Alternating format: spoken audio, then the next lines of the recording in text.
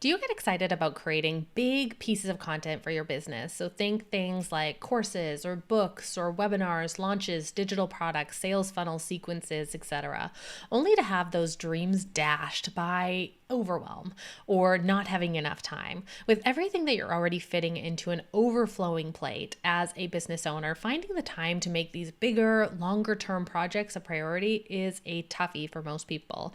In this episode, I'm going to show you a proven strategy, one that I use myself, for breaking down your biggest content projects into a daily content habit so that you can get more content created than ever without really noticing or needing to create some extra time out of thin air.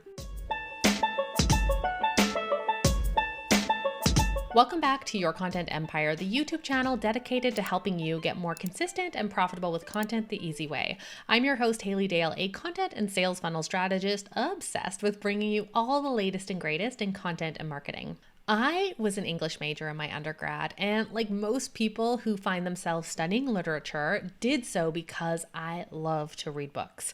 And so I always dreamt of writing my own. It was on my business bucket list for years, and it was something that I kept pushing off and off and off because each new year, because it's really time consuming to write a book, if you didn't know that. It wasn't until I decided to rework my approach for writing a book that Your Content Rebellion was finally became a reality, and in one of my proudest business moments, and high fives to myself, an Amazon bestseller. But that's getting a little ahead of myself. When it came to actually writing the book, it's something that I put off for years. You can watch that one here or listen to that one here. I put it on my goal list every single year after year, and while I would complete almost every other goal on my list, this was the one that I always had to move forward. It was something that I was overthinking. Perfectionism definitely played a role, and just not having a lot of time to dedicate to something that big when I was trying to build my business and grow my audience and serve my clients all at the same time. So how did it finally get done? The year I finally did it was the year that I knew I needed to cultivate a consistent writing habit. And it's something that I needed to be able to fit in and really embrace that small steps at a time kind of progress. If you want to know more about this daily content habit, watch or listen to the previous episode where I talk about how to build a consistent content creation habit in 90 days and walk you through my top 10 tips for doing so. So that was step number one. And then the second thing I did was I decided to break down the writing, so those massive chapters, that massive book, into smaller, more manageable pieces. By putting my content habit on laser focus with a clear plan, I was able to bring this lifelong dream to fruition, something that I'm really proud of. So why am I telling you this? Because whether you want to write a book or a blog post or a webinar or a sales funnel, breaking that project down into bite-sized pieces, bite-sized prompts, just makes it way less intimidating and increases the chances that you are going to actually do it. Imagine this. You could create all of your monthly content creation, all of your monthly content, or all of your launch content in a few 25-minute sprints. And would it feel, as daunting as tackling the whole project at all at once? Definitely not, right? Yet the end result is the same. It really comes down to the strategy and the pathway that you use to get there.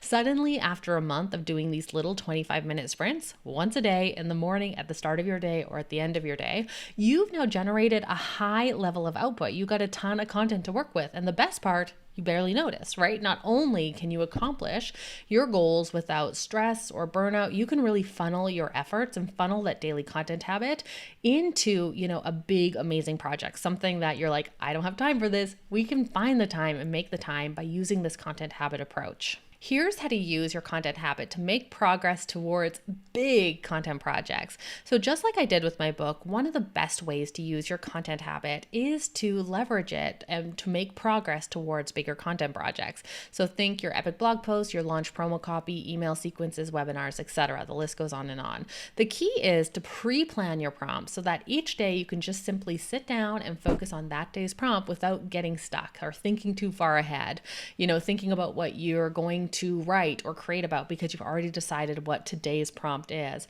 or get caught up thinking how big the project is and find yourself too overwhelmed to take action, all you need to do is focus on the prompt right in front of you, and that's it. Set a timer, get it done, rinse, repeat until it is done. Here is my process for utilizing the daily content habit for something a little bigger. Step number one is I get really clear on what my goal is. What does this end piece look like? I decide on what I'm trying to create and the general topic area. For example, you might decide to write a follow-up email sequence that gets sent to people after they sign up for your freebie or your quiz or whatever. Step two is I create a prompt by prompt plan. So I break my bigger projects up into sections or steps that I can tackle each day. And then for each of those, I come up with 3 to 5 questions that I'm going to answer when I'm doing my daily writing. Then I map that all out on a calendar so that I have a prompt by prompt plan, but also a day by day plan. And I know what those daily content habit prompts are. Then step number 3, I do my daily content habit. So all that planning is not going to get you anywhere if you don't actually take action on that plan. So for the next 5 days, what I recommend is focus your daily writing each morning or each afternoon, depending on when you want to do your daily content habit. And it might take longer than 5 days, but after 5 days, you'll have quite a bit of momentum built up to keep you motivated through the rest of the project. You can then decide how long you want your daily writing habit to be, but I like to set aside about 25 minutes in the morning. And, if that's not enough time, I can always, or if I'm feeling really inspired, I just continue on writing if I want to. But as long as I get that 25 minutes done, I've done my job. It is like a big giant check mark. Step 4 is to process your writing at the end of the week. So at the end of the week, go through all of that daily writing or all of that daily content creation, edit it and package it up. This might mean turning those individual question responses into fully fleshed out paragraphs or sections of your content project, or editing it using something like Grammarly. During my weekly review, I also like to update the content habit calendar to reflect my process and move prompts around if needed. If I took too long on something, or maybe I got through more than I had planned. Plus, it feels really good to look back at what you've accomplished and how close you are to that end goal. I want to walk you through a few examples, though, of content projects turned into content habits so you can see this in action. All right, so a content habit project number 1 might be something like a blog post. So if your goal is to write more blog posts, but the idea of writing an entire one in one sitting feels daunting, don't worry, you can divide your blog post up into smaller sections and pick away at it over the course of a week. Here's an example of how I would break down this blog project. So before I start, I want to start by deciding on my topic that I'm going to write about and get a general idea of what that finished blog post product is going to look like. Then I create a plan for the post, including an outline of the main sections and the questions that each section is going to answer. Then with my daily content habit on day 1, I write the main section number 1 by answering all of the questions that I've laid out for that section. These questions might include an explanation of the section, why it matters, a story, or an example to make it stick for my reader. Then on day 2, I'm writing main section number 2 by answering all of the questions that I've laid out for that section number 2. Then on day 3, write main section number 3 by answering all of the questions that I've laid out for that third section. Then on day 4, I'm writing my introduction by answering all of the questions that I've laid out for introducing the topic, including why the topic matters, maybe an anecdote or a personal connection to the topic, and a summary of what I'm going to be covering in the rest of the post. Then on day number 5, write your conclusion by summarizing the main points, your final takeaways, and encouraging them to take the next step using your call to action. When you're finished, process your writing by combining all of your prompts together into paragraphs, edit it by sending it to someone else or editing it yourself, or add in any, as you're reading through it, add in any missing pieces of information. And if you have more than 3 main sections, obviously that's going to add some more days there. Then we have content habit project number 2, which is a webinar. So here's a second example for you. And one thing to note here is I actually create a ton of webinars for other people through my sales funnel agency, and we have systems and starting place templates that make it a gazillion times easier. But when it comes to my own webinars, well, I procrastinate hard. So using the content habit method sometimes feels like the only way I can ever get a webinar for myself done. Here's how I typically break down the project. So before I start by doing some free writing on the topic that I want to cover, including what I want to teach. the steps or points I want to cover, some examples or stories that relate to the topic, what and if I want to sell something at the end of the presentation, the problem that the webinar is going to solve, and the symptoms of that problem. So I get clear on those things, and I do some free writing for about 25 minutes. Then I create my prompt calendar, usually 1 day for each step, 2 days for the intro, 1 day for the transition from value to invitation or sale, and 1 day for the pitch. For each of these sections, I come up with 3 to 5 questions that I'm going to answer. Then with that daily content habit, on day 1, I'm writing the first section, including what the step is, why it matters, how to do the step, or some pointers on how to get started, a story or example that shows how the step works. Then on day 2, I do the same thing with the second step or section by answering all of the questions I've outlined for that part. Day 3, I'm writing the third section by answering all of the questions that I've laid out for that part, and I add in any additional days if there are more steps than 3 there. Then on day 4, I'm writing my introduction part 1. This is the problem, by answering all of the questions that I've outlined for this part, including what is the problem I'm trying to help the viewer or watcher solve? What are the symptoms of that problem? What are the consequences of not fixing that problem? What are the benefits and results from solving this problem? And what are some of the ways that they might have tried solving this problem before and why those didn't work? I try to have at least 3 for each of those questions that I come up with. Then on day 5, I write introduction part 2, your connection, by answering all of the questions you've outlined for this part, including who am I? Why am I qualified to help them solve this problem? What is my connection to this problem or this topic area? What are the results that I've personally experienced, either for myself or for clients and students, from solving this problem?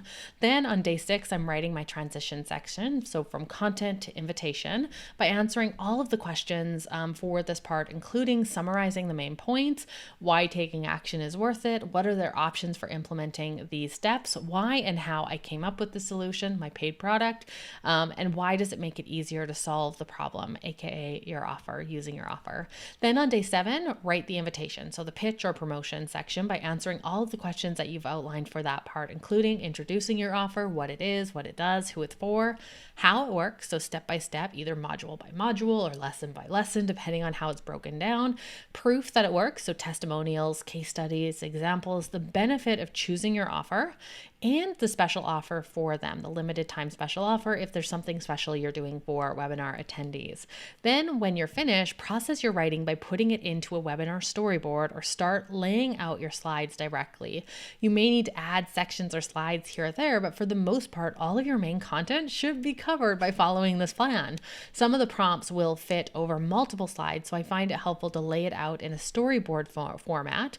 I'll put a link to that below if you want to grab my free webinar planning kit. And just a note, if any of these prompts or questions feel too big to tackle on one day, feel free to give them their own day, right? You can always spread this out if it feels too big to tackle. The whole point is to make this feel really, really manageable. Content habit project number 3 would be your launch emails. So launching can absolutely feel like a whirlwind, even if you have everything prepared and ready ahead of time. So take the pressure off by having your sales emails done in advance. Your launch emails are a perfect candidate for a content project status for your content habit. And here's how I would break them down. So before you start, create a plan for your emails ahead of time, including the messages and stories that you want to focus on for each. Then this part of the process always involves, for me, mapping out the messages for my entire launch and creating my launch calendar complete with days that each email is going to go out.